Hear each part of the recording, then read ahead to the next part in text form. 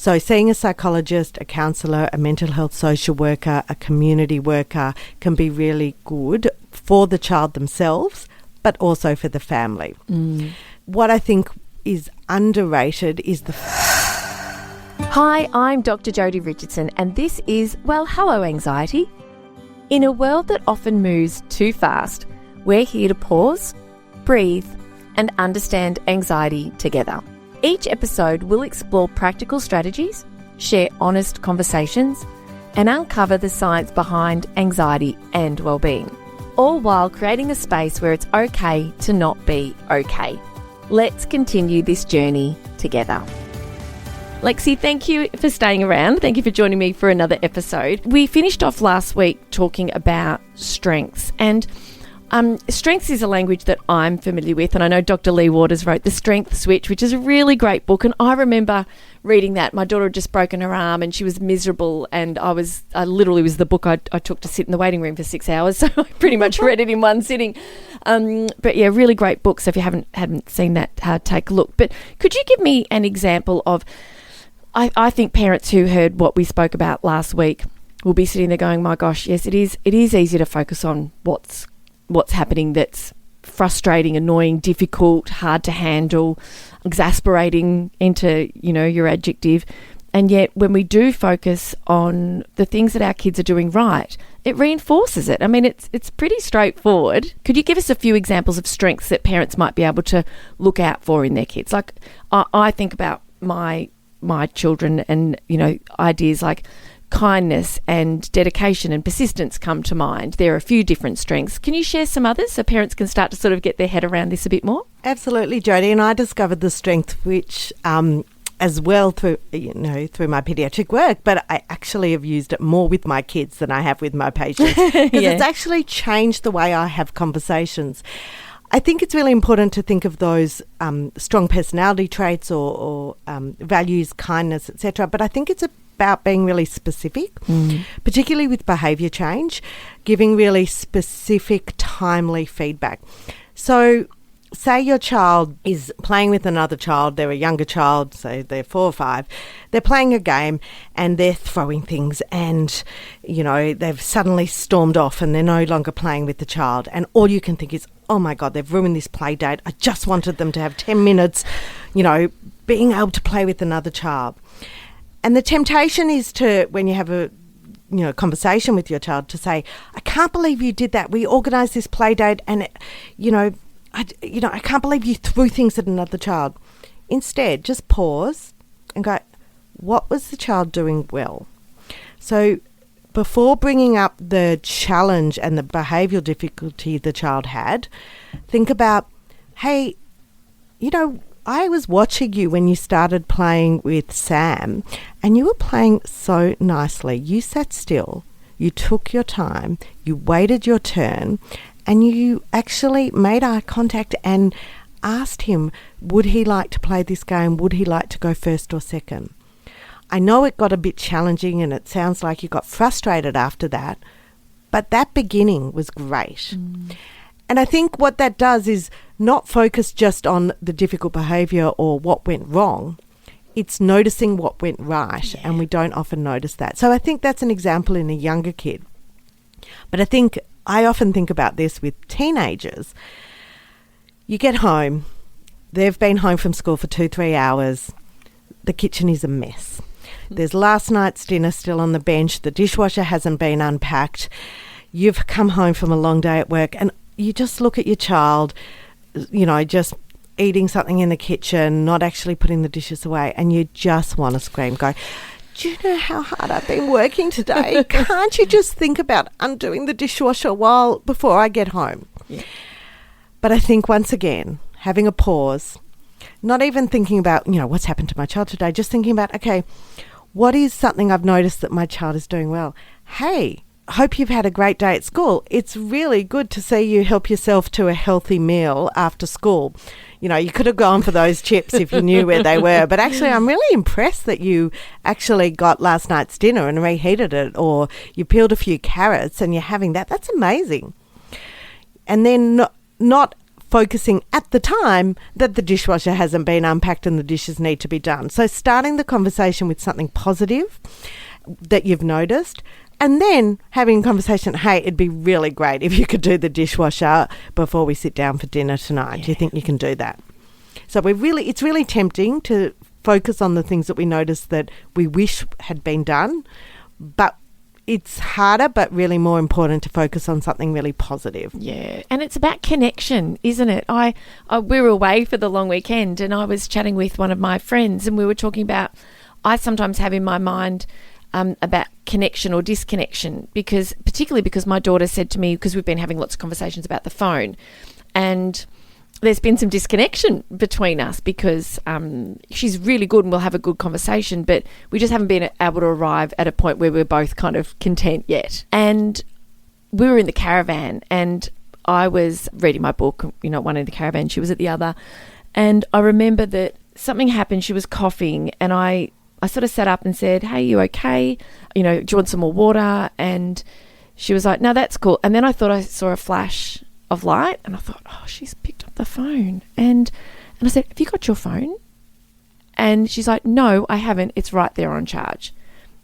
And she, the equivalent in the caravan of the door slam is probably the pull the curtain across. And I thought, why did I even have to say that? You started off with a admonishment or trying to, catch your child doing something wrong rather than catch your child doing something right. And it's disconnecting. It really is. And I felt it, she felt it. And I'm really good at, I like to think I am pretty good at repair, in that the next day I said, you know what? As soon as I said that last night, I didn't feel good about it. I'm sorry that's where it went, when we were going to sleep last night. And I can come back and say that, but I don't want to be in a position where I'm going one way and then repairing versus just catching the good. Absolutely. And regularly. And I think we don't want to always be repairing because that's a really challenging relationship and it's exhausting. But I think you've brought up a really good point. It's important for parents to role model repairing. Yeah. And so what we mean by that is that we're all going to make mistakes. We're all going to be not ideal parents. And, most of the time I think a good enough parent, in inverted commas, is good enough. Yeah. But we're not going to be perfect. We're going to make mistakes. We're going to yell at our kids. We're going to say the wrong thing, do the wrong thing, and either we'll recognise it or not. But coming back for that next step of saying, hey, I'm really sorry, I shouldn't have said that. I was feeling stressed, or, I was just really worried that, you said you weren't going to use the phone and you were using the phone.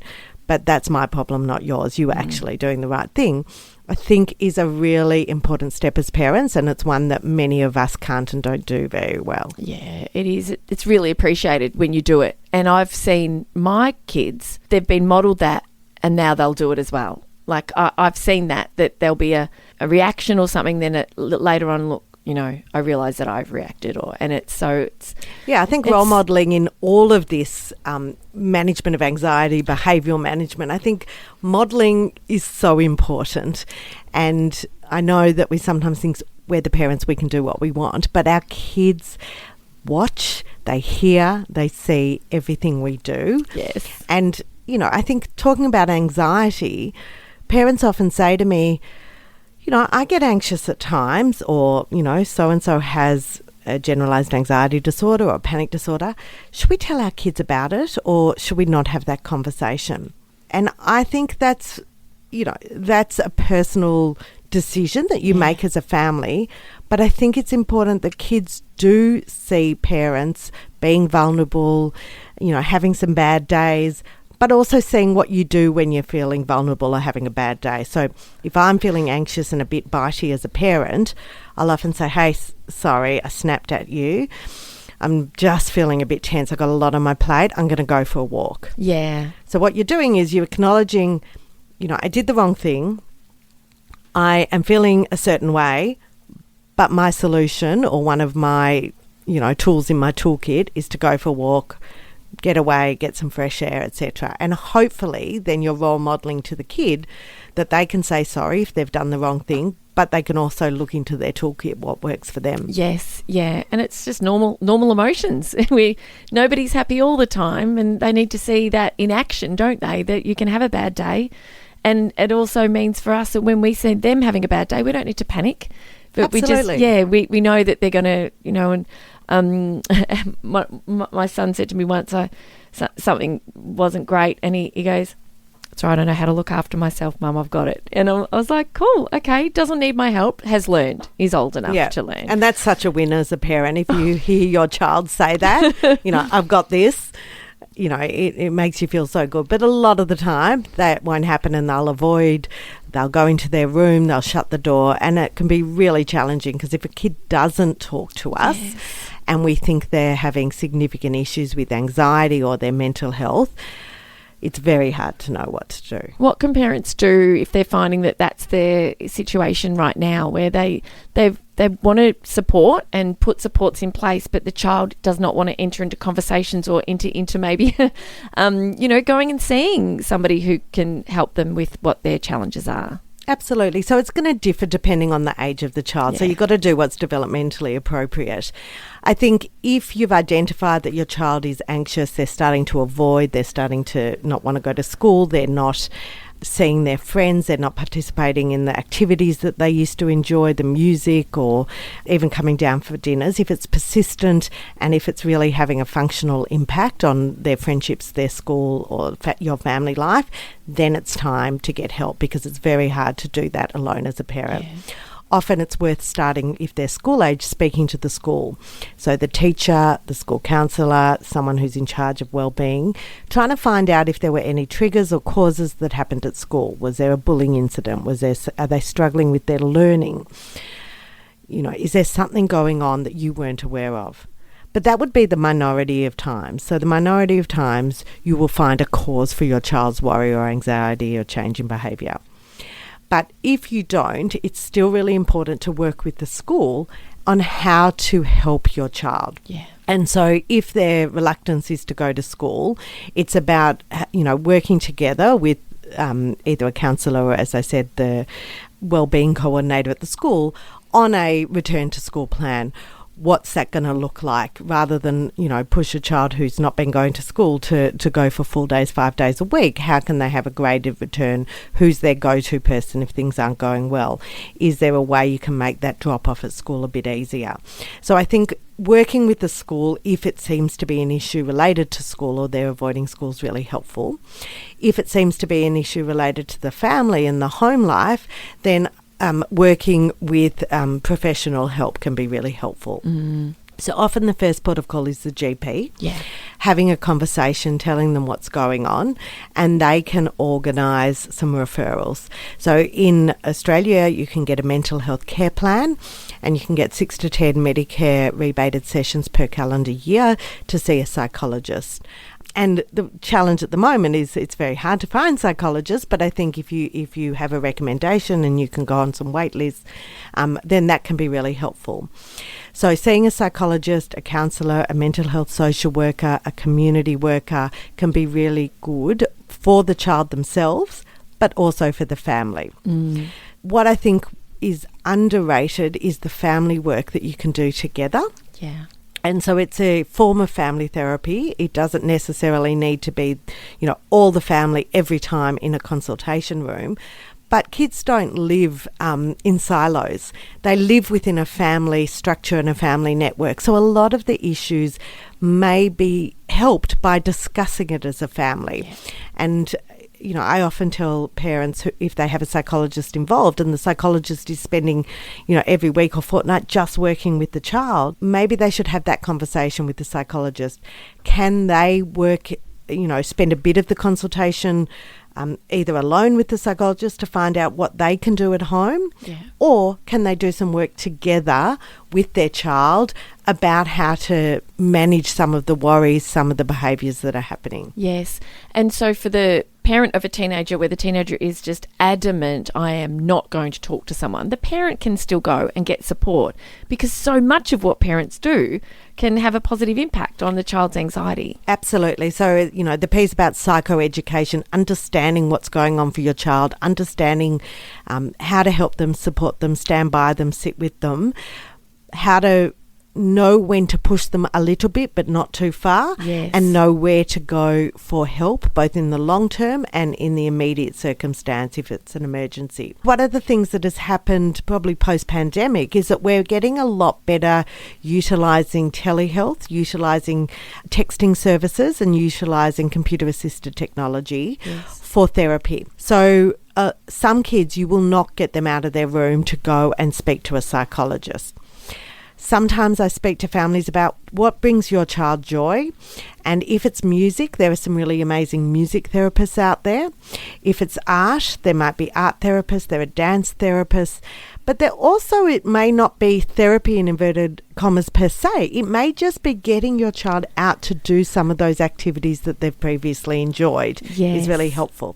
So we can talk about that later. But in terms of therapy, I think, if they won't go and see someone and do some talking therapy, is there an online option? So Headspace and Origin have online therapists available.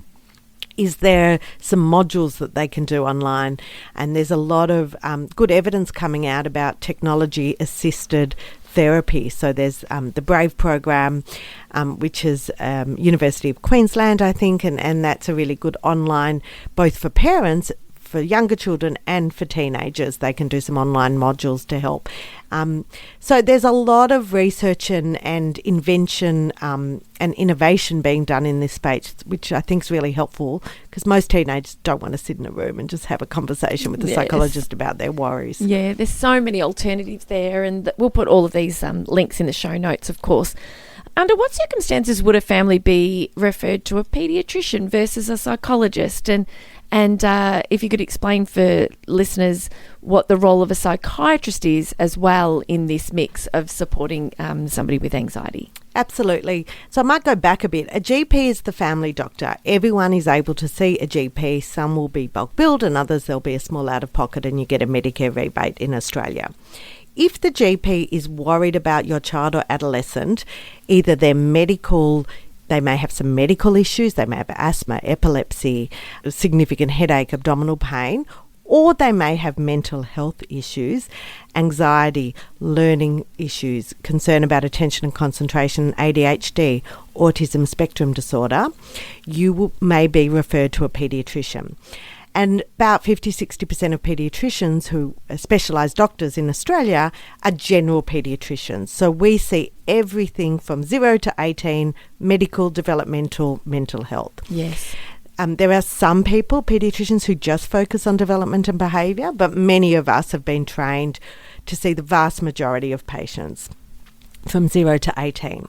So really, if a GP needs some support, needs some help, needs an opinion, they may send you to a paediatrician. But if you've got a paediatrician who's been involved with your child for another reason, they may have had jaundice, so yellow skin or yellow eyes as a baby, or they may have had allergies and you've seen a general paediatrician, they may be a really good first port of call after seeing the GP if your child suddenly has anxiety as an older child. Yeah. So really, paediatricians have experience with mental health issues, and we're seeing a very large number of children with mental health issues now because there is such a limited number of paediatric or child and adolescent psychiatrists in Australia. So they have usually done a different training. They've usually come through psychiatry training with both seeing children and adults, and then some specialised in child and adolescent psychiatry. Once again, they're specialised doctors who have done extra training to help with the mental health of children. And most of the time, we as paediatricians refer to a psychiatrist if we've got really, really tricky cases. So children who are on multiple medications, have multiple areas of neurodiversity, we're not winning. If they've got significant suicidal ideation or suicidal attempts and we're not winning. If there are other mental health issues developing, like bipolar disorder, schizophrenia, which we don't often see in kids, that's when I'll reach out for a psychiatrist. But a lot of the mental health developmental behavioural work is being done by pediatricians now, because there are so few child and adolescent psychiatrists around. Yes. And what's the role of medication? So a psychiatrist is qualified to prescribe medication, as is a pediatrician. Psychologist won't. Is not qualified to make a prescription. So those with medical training, GPs, paediatricians, psychiatrists, we are all able to prescribe medication. A psychologist has a different background and predominantly will work with talking therapy, behaviour therapy, cognitive behaviour therapy for anxiety, which I know you've talked about a lot. So working as a team is really helpful. Most of my children, patients with significant anxiety, will have a GP, a paediatrician and a psychologist. I very, very rarely would use medication alone for anxiety disorder. Yes. The vast majority of children will have a combination of psychology therapy, and cognitive behavioural therapy has probably got the most evidence in older children. But who gets medication? That's a really important question.